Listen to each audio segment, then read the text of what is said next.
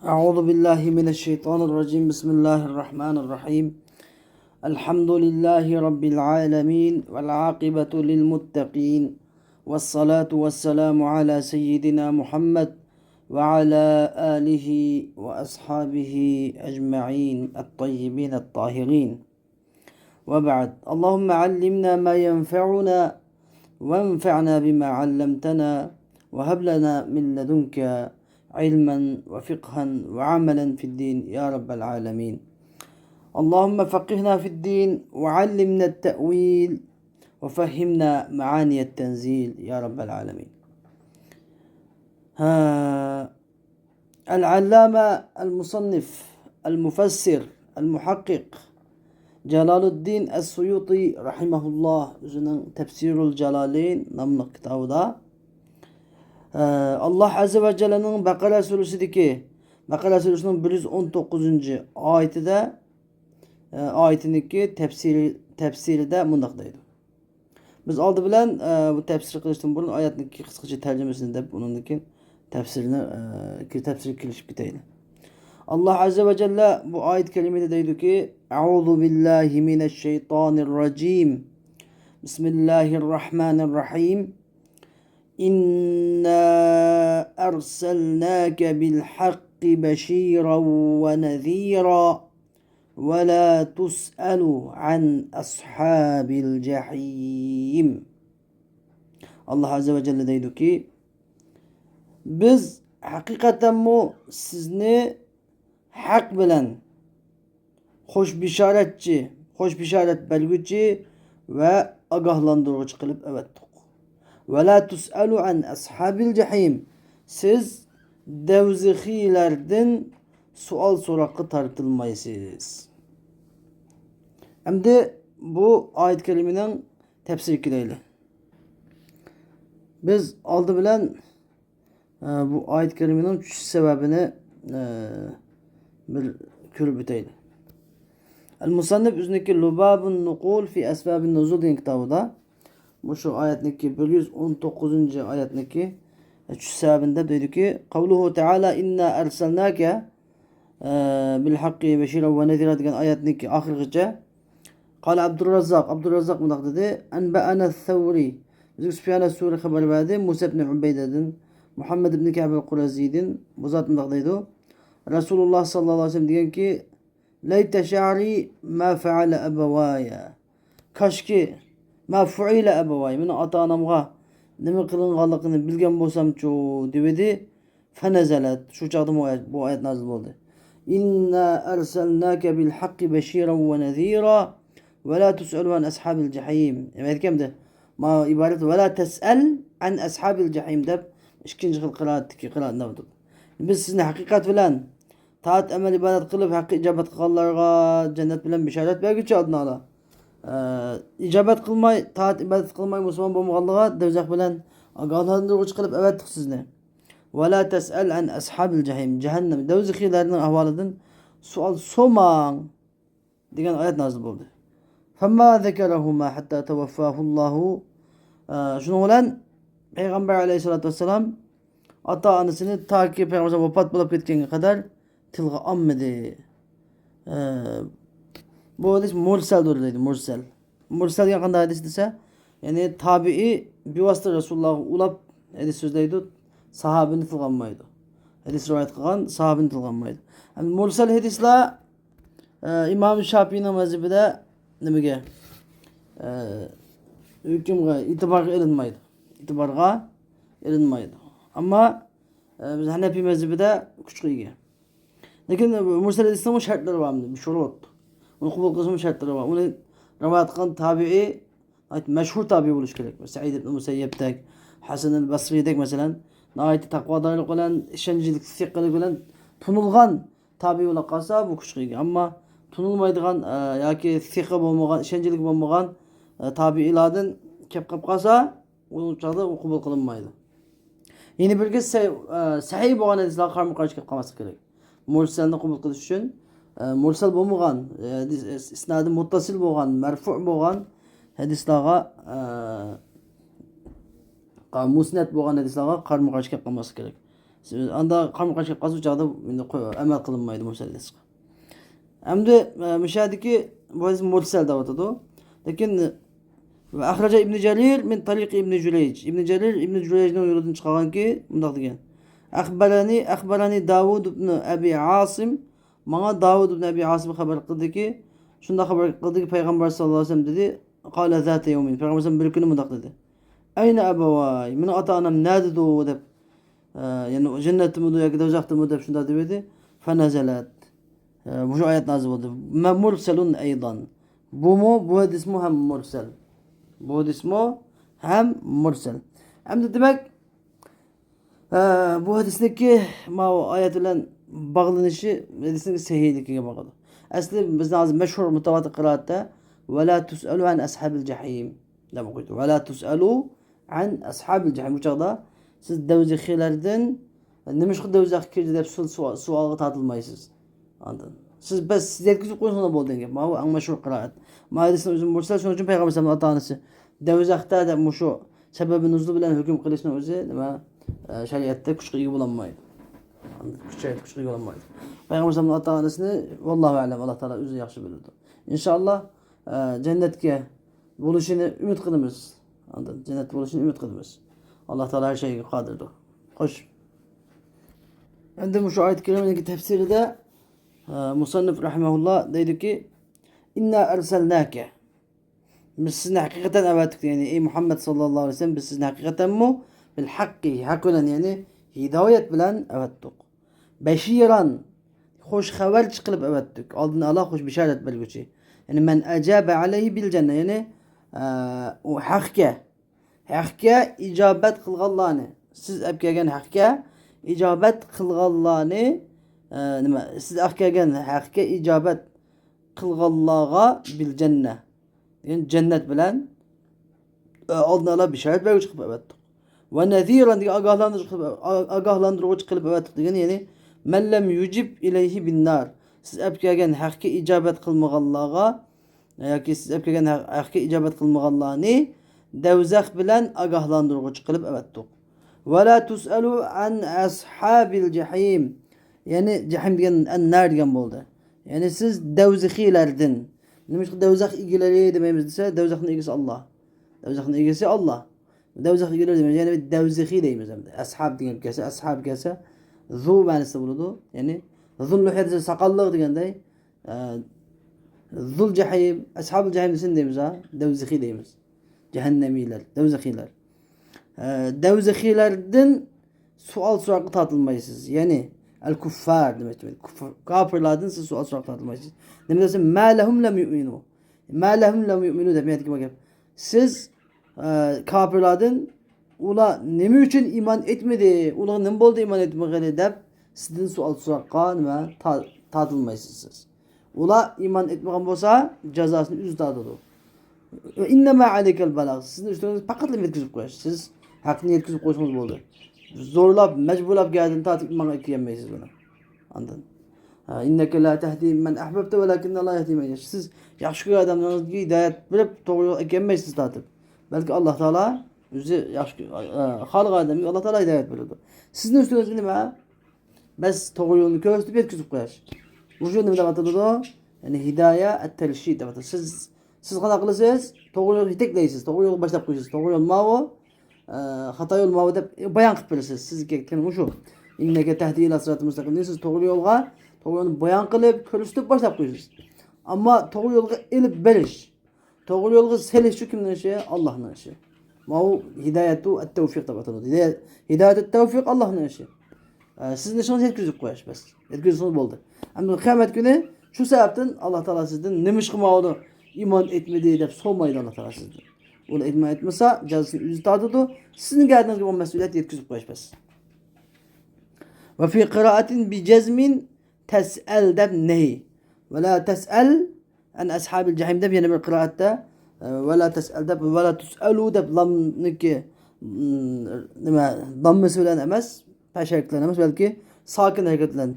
Ve la tes'el en ashabil cehim deb. Baytki sebebi ucada, baytki sebebi nuzulu udulangan buludu. Lakin vallahu alem bunu kim eskemdi. Hoş. Allah Teala bu ayet-i kerimede dedi ki وَلَنْ تَرْضَى عَنْكَ الْيَهُودُ وَلَا النَّصَارَى حَتَّى تَتَّبِعَ مِلَّتَهُمْ قُلْ إِنَّ هُدَى اللَّهِ هُوَ الْهُدَى وَلَئِنِ اتَّبَعْتَ أَهْوَاءَهُمْ بَعْدَ الَّذِي جَاءَكَ مِنَ الْعِلْمِ مَا لَكَ مِنَ اللَّهِ مِنْ وَلِيٍّ وَلَا نَصِيرٍ. Allah Teala dedi ki Yahudiler ve Nasaralar sizden taki ulanın milletiga ergeçmegüçe herkes miraz bulmaydı. Kul inne hudallahi huvel huda.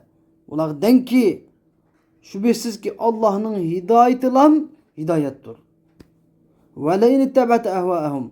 Allah bilen qasam ki eğer siz ulanın sizge ilim kep bolgandan keyin ulanın havayı heveslerine erişidigan bolsanız perzan bir takdir. Maleke minallahi min veliyyin ve la nasir. Sizge Allah Teala tarafından hiçbir ige, hiçbir yardımcı bulmaydı. Hem de biz bu ayet-i kerimenin biz bu ayetteki 3 sebebiga qarayli.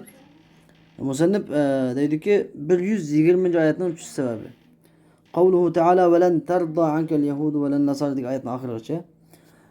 Sa'labi İbn Abbas radhiyallahu anh'dan rivayet qilib chiqarib bundoq degan.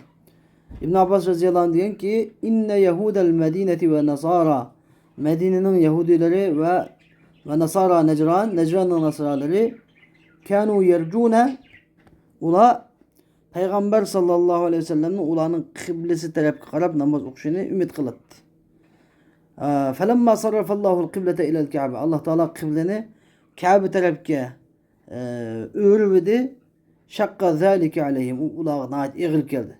Ve eyyisu en yuvafikahum ala dinihim. Ula Peygamber aleyhisselam'ın ulanın dini ve muvafık kelişinin ümidini üzdü.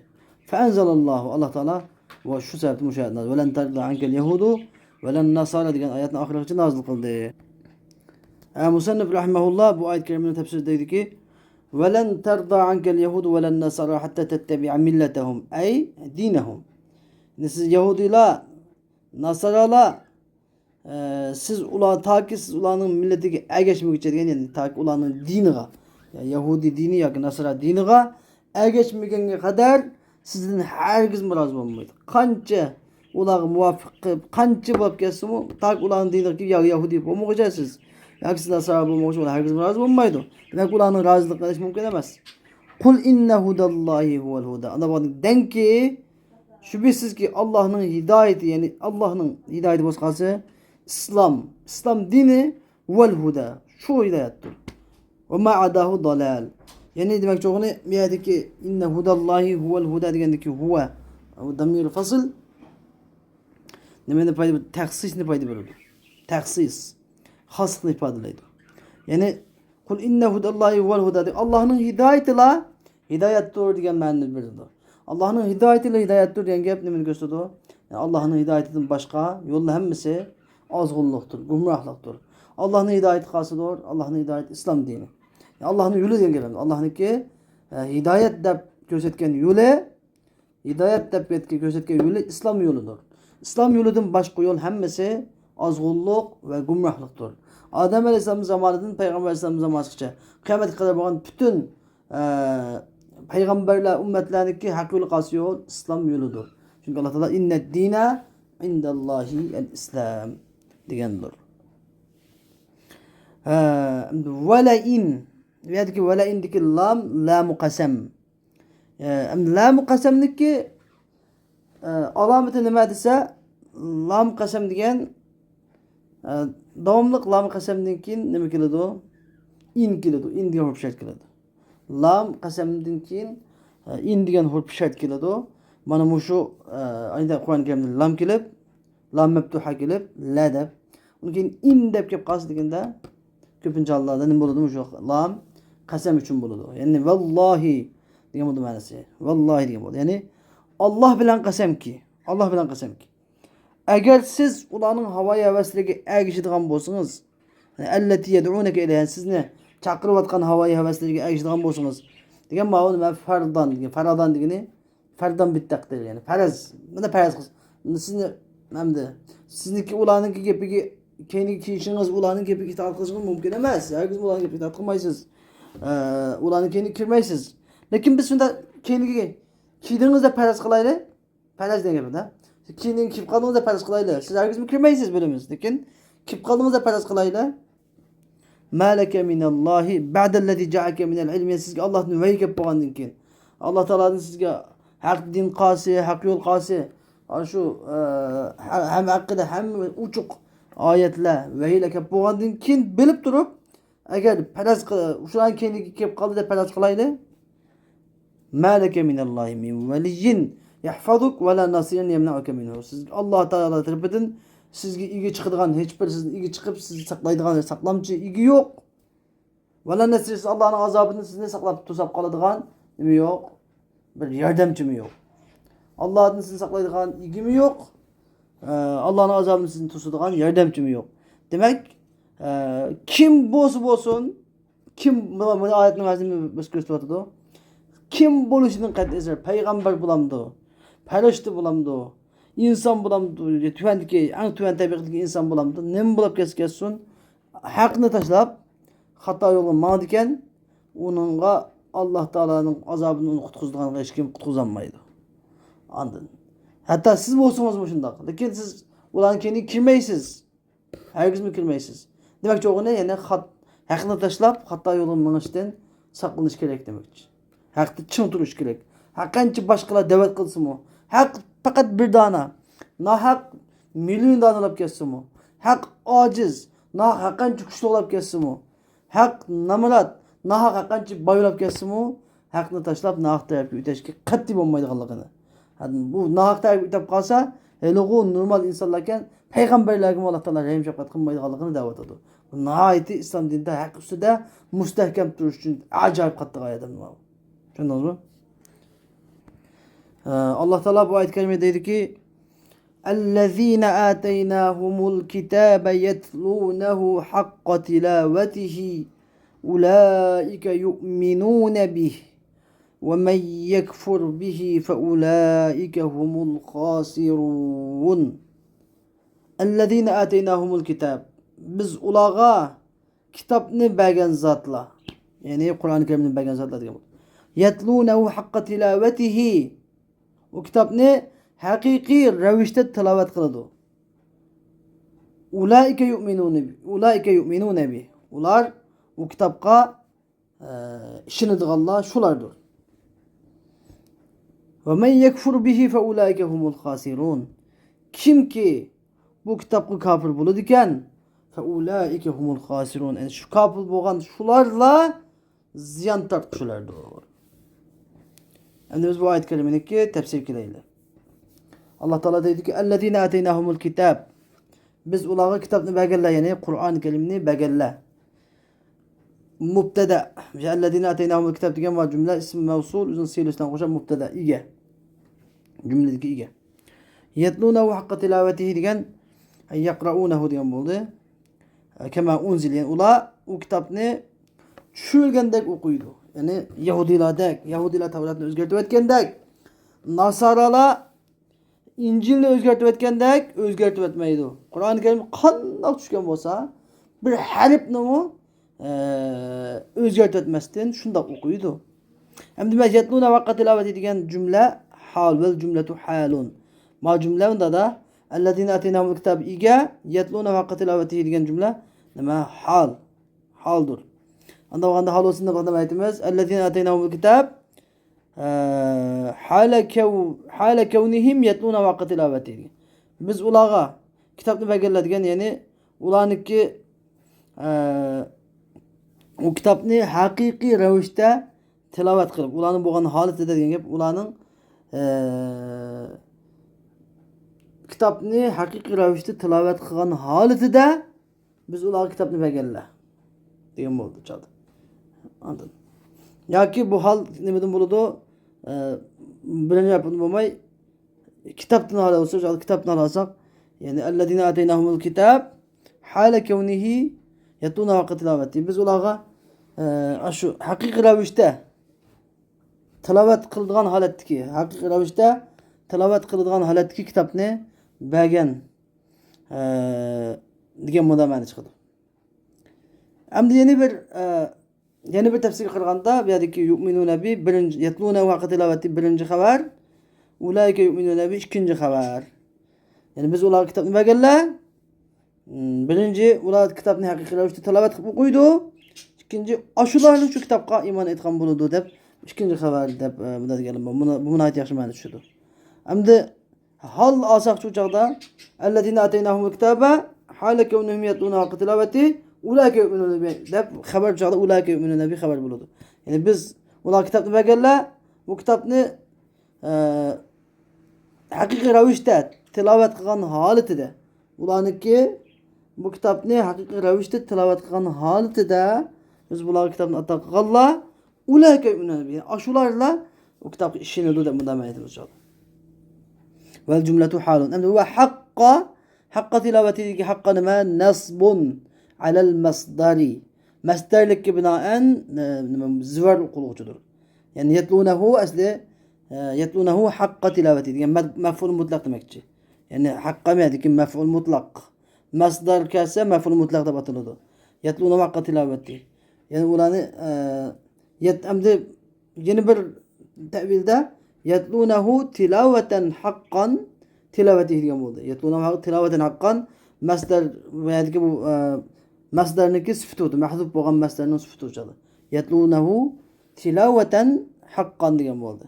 Yoki bo'lmaydi o'zining lafzining g'ayridan bo'lgan maf'ul mutlaq masdar bo'ladi, u mujoiz. Ya'ni yatluna vaqqa tilovati degan gap Qur'oni Karimni haqiqiy ravishda tilovat qiladi. Ammo Qur'oni Karimni haqiqiy ravishda tilovat qilishgan qanday tilovat qilish desa, ya'ni Qur'oni Karimni tushgandek o'qish, tajvidlarga rioya qilib, Qur'oni Karimniki hukmlarga rioya qilib, hukmlarga amal qilib, o'qiganlarga amal qilib, hech qanday o'zgartib o'tmay, bir harfni o'zgartib o'tmay tilovat qilib o'qishni nima ataladi? Tilovat haqqat tilovat deb ataladi. Endi Qur'oni Karimni tilovat qilishni Alloh taolo nima deb atadi? Ulayka yu'minuna bi deb atadi. Ya'ni Qur'oni Karimga iymon etish deb.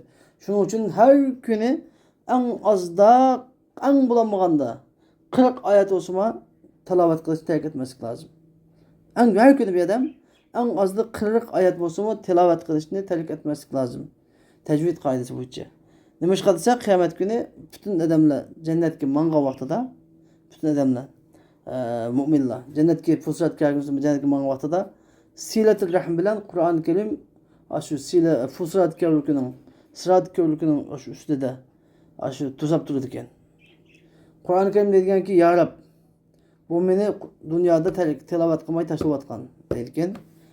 Silatul rahm deydiganki, "Ya Rab, bu dunyoda bu meni uzib o'tgan. U tuqqandochilik munosabatini uzib o'tgan" deydigan. Alloh taolo bu ishlarni tilkini hargizmi yad qilmaydi. Shuning bilan jannatga mang'ayan buzoq tushib ketadi ekan. Yaxshi amallarni qilgan banda bu. Agar Qur'oni Karimni tilovat qilmagan bo'lsa, tark etkichlarni yozildi ekan. G'ofillardan Qur'onni tark etkichlarni yozib qoldi ekan. Silahni uzganlarmi endi jannatga achadi yo'lda tursilib qoldi ekan. Shuning uchun Qur'oni Karimni har kuni eng oz deganda 40 oyat o'zini tilovat qilish kerak. 40 oyat. Har kuni. Çünkü Allah Teala verdiğinde de atıda hazır. Yani biz ular kitapını bergerler, yani Kur'an-ı Kerim'ini bergerler. Kur'an-ı Kerim'ini hakiki ravişte tilavet kılıdı ular. Yani devamlık. Devamlık tilavet kılırdı. Yani bir kıtım tilavet kılan kapılmaydı. Devamlık tilavet kılıdı. Bir, ikinci hakiki ravişte degen yani çürülgendek kemen olacak. Allah Teala kanda çürüyen bolsa, Cibril Aleyhisselam Peygamber kanda okuyan bolsa, şu bu için okuydu bular. Hiç kanda bir harf zizverimi özgertmeydi. Tecvid kaidesi bu için okuydu ve okuğunuğa emel kılıdı. Düşünüp tedabbur qilib o'qiydi va o'qig'iga amal qilib o'qiydi. Mana mushuni o'zi nima? Qur'oni Karimni haqiqiy ravishda tilovat qilsa ataladi. Demak, shu oyatning zohirisi tilovat qilish degan bo'lganligi uchun eng kuchli ma'no nima tilovat qilish. Qur'oni Karimni har kuni tilovat qilgan odam nima qilgan bo'ladi? Qur'oni Karimga ishongan bo'ladi. Ularga yu'minuna bi ishongan bo'ladi. Tilovat qilmagan odamchi, haqiqiy ravishda tilovat qilmagan odam Qur'oni Karimga ishonmagan bo'ladi. Unga shu Alloh taolo deydiki, "Va may ularga yu'minuna bi." Ana shularla Qur'oni Karimga ishonguvchilardir. Nazalat fi jama'atin, bu oyat kalima nazalat fi jama'atin qadimu min al-habashati wa aslamu. Habashtondan kelib musulmon bo'lgan bir jamoa haqida nozil bo'lgan. Münaves'ten gelip Müslüman bo'lgan bir jamoa haqida. Bular bo'lsa kim desa, yani İmam Ja'far Sadiq rahimahullah, İmam Ja'far Tayran, Ali ibn Abi Talib radıyallahu anh'ki qarindishi Ja'far ibn Abi Talib Habeşistan'dan Necashi'nin huzuruna kelgan vaqtida 40 kishi kelgan ekan, 40 kishi. Ularning ichida Abdullah ibn Salamdek, yani shu Najashilarniki Hristiyanlardan ve Yahudilardan bo'lgan bir qancha kishilar bor ekan. Bular ham nima ekan, o'ziniki Tavratni İncilni o'zgartirib o'tmaganlar ekan. O'zgartirib o'tmay amal qilib, shu Tavrat hukmlariga amal qilib musulmon bo'lib kelganlar ekan. Yani demek sebebi nuzulda musannif deydiki, bu ayet şu Habeşistan'dan kelganlar haqida tushgan. Bular Tavratni İncilni o'qimay, o'zgartirib o'tmay amal qilib keyin musulmon bo'lib Peygamber sallallahu aleyhi ve sellem kelganlar bular. Shundoq kitobni o'zgartirib o'tmay, haqiqiy ravishda tilovat qilganlar, Tavratni İncilni o'zgartirib o'tmay, haqiqiy ravishda tilovat qilganlar kitobga ishongan bo'ladi. Ammo uni o'zgartirib o'tganlar-chi? Peygamber sallallahu Tavratdagi, İncildagi sifatlarini o'zgartirib o'tganlar-chi desa, "Va man yakfur bihi", kimki bu kitobga kafir bo'ladi ekan, ya'ni bil kitabil mu'ta, berilgan kitobga kimki kafir bo'ladi ekan, bi ayyu halifu, o kitobni o'zgartirib o'tib, asli hukmlarini o'zgartirib, harflarini o'zgartirib kafir bo'ladi ekan, fa ulaika humul khasirun. Ana shularla ziyon tortishlar deb boshqalar emas. Limasilihim ila naril muabbadati alayhim. Mangu turush kutib etilgan do'zaxga ularning qarorgohi, oqibati mangu turush taqdir qilingan do'zax bo'lganligi uchun. Eng haqiqiy ziyonkor shular bo'ladi. Shuning uchun bu oyat kalimada ikki xil ma'no chiqib turadi. Biri Qur'oni Karim haqida tushgan bu oyat. Qur'oni Karim tilovat qilish haqida. Yana bir ma'no, ya'ni shu agar sababi nuzul bo'yicha aytganda, bu shu Habeşistandan kelgan jamoa Yahudi va Hristiyanlar musulmon bo'lgan. Tavratni o'zgartirmay asli qoidasini o'qib amal qilganlar. Amal qilib keyin musulmon bo'lganlar haqida tushgan bo'ladi. Qandaylik bo'lmasin, kitobni o'zgartirish, Alloh taolo deb tushirgan kitobni, ya ma'nosini o'zgartirish, ahkomini o'zgartirish yoki lafzini o'zgartirishni o'zi nima? Uchiq oshkora kufrlik, buni hasorat, tugunmas, bitmas ziyonga olib boradigan xatarlik ish. Shu oyat kalimani o'zgartirib o'tishdan, lafzini o'zgartirishdan Alloh taolo o'zi panoh bersin. Ham Xudo taolo Qur'oni Karimni o'zgartirishdan Xudo o'zi saqlaydi. Xudo Qur'oni Karimda Qur'onni biz nozil qildik, uni biz muhofazat qilamiz deb o'zi va'da bergan. Qur'oni Karimni hech kim o'zgartirmaydi. Qur'oni Karimning oldidan, keynidan hech qanday yerdan botil nohaq kelinmaydi. Qur'oni Karimni muhofazat qilishni Alloh taolo o'z ustiga olgan. Xo'sh. Endi Alloh taolo bu oyat karimada deydiki, ey ya bani İsrail zkuru ni'matiyallati an'amtu alaykum ve anni faddaltukum alal alamin.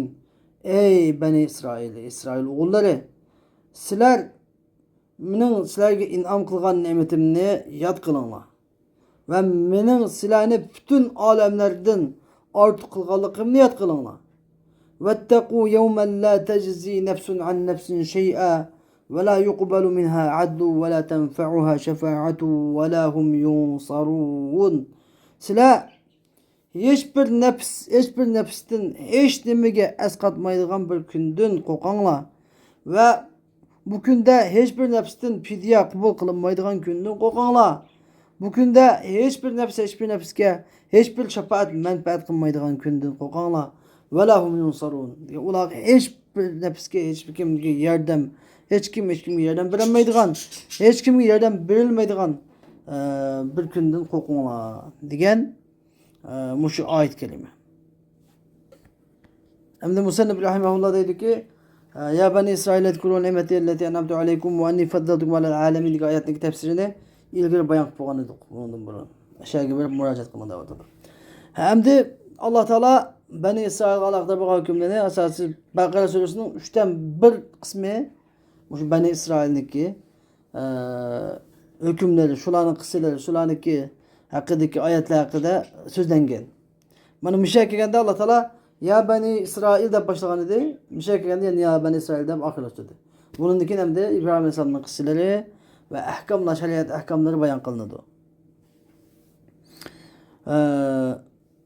Vettaqu diye hafu korkuna diyen buldu. Yevmen la teczi diye la tuğni. Yani esqatmaydigan bir kun degan bo'ldi. Nefsun an nefsin degani, yani bu kunda hech bir nefs hech bir nefsdan hech biriga esqatmaydigan kun.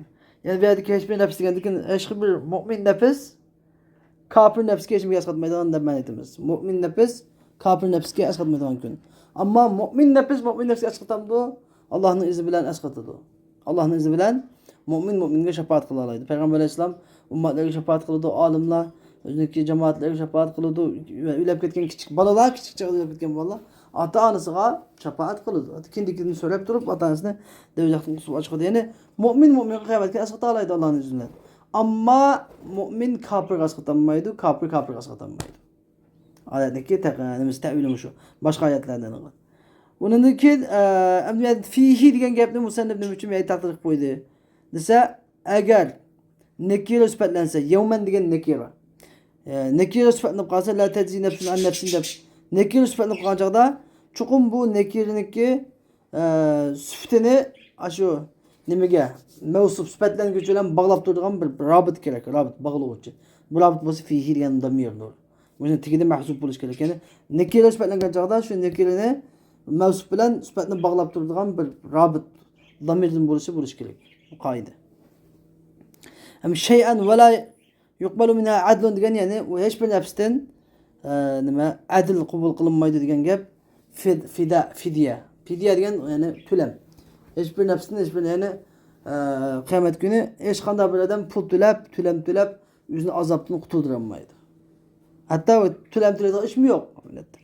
Ama vela yuqbalu degan ibarat vela tuqbalu deb o'qilmaydi. Vela yuqbalu deb yetqar hammasi mashhur o'xshash birdek vela yuqbalu deb o'qib kelgan. Tuqbalu degan ibarat nima? Qiroat yo'q. Vela tanfa'u shafa'atun va lahum yunsarun. Ya'ni ularga hech bir shafaat asqatmaydi, ya'ni kofirlarga. Kofirlar qiyomat kuni hech qanday shafaat asqatmaydi. Va lahum amdu shafaat qilmaydi hech kim. Fema lahum min shafi'in. Fema lana min shafi'in dedi qiyomat kofirlar. Bizga bir shafaat qilishim yo'q ekan deydi. Va lahum yunsarun. Ular yordam berilmaydi. Ya'ni yumnauna min azabillah. Ular Allohning azobidan tusilmaydi. Allohning azobini hech kim ularni to'sab qololmaydi, saqlab qololmaydi. Deb Alloh subhanahu va taolo va taqaddas mana shu Bani Isroilning qissasini shu oyat bilan asosiy maqsad xulosatul kalam ifoda imaram, ey Bani Isroil, ey Isroil avlodlari, biz sizlar bu oyatniki, shu Baqara surasiniki 3dan bir qismida sizlarga ota ajdodlaringlar qilgan ne'matlarimni va sizlarni boshqalardan ortiq qilganligimni o'z zamonasida, ya'ni barliq payg'ambarlarni sizlardan chiqarish orqali. Ko'pincha payg'ambarlar kimdan chiqqan? Bani Isroildan chiqqan. Musa alayhisalom Bani Isroildan chiqqan, Yusha, Isa alayhisalom, Zakariya alayhisalom, Yahya alayhisalom, ya'ni payg'ambarlarning ko'pi Bani Isroildan chiqqan masalan. Yusuf alayhisalom degandek hammasi Yaqub alayhisalomning avlodlaridan chiqqan ko'pincha payg'ambarlar. Shu payg'ambarlarning ko'p chiqqanligi sababli sizlar ortiq o'dinglar boshqalarga. Ber. Undan keyin sizlarga katta masalan Fir'avnning qudini qutqazdim. Sizlarga bir dübüdüne kavup asmandan. Terencibin degandek narsalarni tushirdim. Sizlarga Tavratni berdim, Injilni berdim. Payg'ambarlarni ko'plab o'rgatib turdim. Har katta mo'jizalarni masalan 9 xil oyatni hammani berdim. Sizlar ashundoq ne'matlarni ko'rib turib, ondan kofir bo'ldinglar. Kofir bo'lganlarning jejisi qiyomat kuni kofir nafsga endi nimadan ko'rib turib, shukr aytib musulmon bo'lmay, kofir bo'lsa, bu kofirga qiyomat kuni hech qanday bir shaxs asqatmaydi, hech qanday uning fidya to'lanma erinmaydi, shafaatmi asqatma kar qilmaydi, ularga hech qanday yordam kelmaydi. Kofir bo'lganlarga bu Alloh taolaning ne'matlarini bilib turib, ne'matini yeb turib, tuzligini chaqqan tuzkur kofirlarga ne shafaat yo'q, ne yordam yo'q, ne rahim shafqat yo'q. Shuning uchun hammanglar kallanglar chayqib o'tib, to'g'ri yo'lga yenib kelinglar, ne'matga shukr aytib, ne'matning egasini tunib, to'g'ri yo'lga qaytib kelib, islom dinini qabul qilib, musulmon bo'lib, agar musulmon bo'lsanglar, ne'matlarga shukr aytinglar. Agar musulmon bo'lsanglar, men bergan ne'matlarni aslab, shukr aytib, siz ma'li ibodat qilinglar.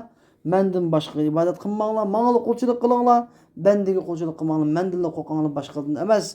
Hakkı yolda hiç qanday malamet onun malametini korkmanglar. Kıyamet günü onun keyneden aşı toğuyu qaytılam kelsanglar, bu çağda men sizlarga rahim kılıman, şefaatçilerin şefaatimi, benim iznim bilen kılıngan şefaatlerim şefaat kabul kılınıdı. Bir Müslüman nefsga fayda kıla alaydı. Bunda buluş için çok Müslüman buluş gerek, iman etiş gerek. Deyip Allah Teala imanğa davet kılıvatıdı. Bunu şeyde önceki dersimiz ahirleşti ve ahiru davana elhamdülillahi Rabbil alemin ve sallallahu teala ve sellem ala hayr halkı seyyidina Muhammed ve ala alihi ve sahbihi ecma'in bi rahmetike ya erhamer rahimin.